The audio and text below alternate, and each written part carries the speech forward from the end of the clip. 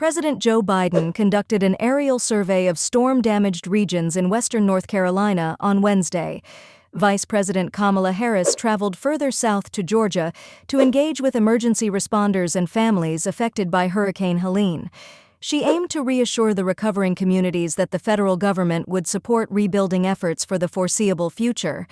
As the final weeks of the presidential campaign approach, Harris and Biden are managing three significant crises.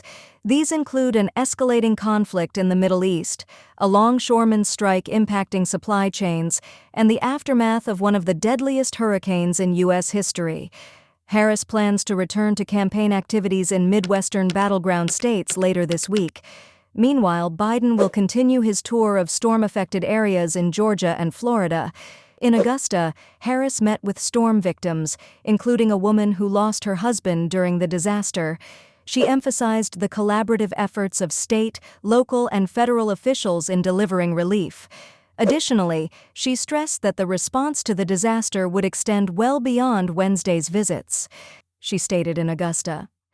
And so my final point to the residents of this community and the region is that we are here for the long haul.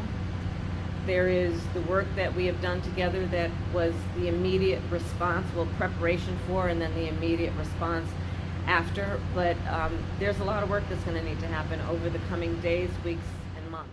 Harris expressed her desire to witness the extraordinary devastation firsthand. She highlighted the severe impact, particularly the loss of life, normalcy, and essential community resources.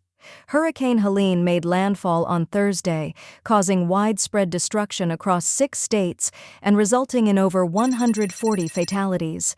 The death toll was notably high in the western mountains of North Carolina, where Biden visited. At least 57 individuals lost their lives around the city of Asheville. North Carolina Governor Roy Cooper, D., remarked that some towns had been wiped off the map.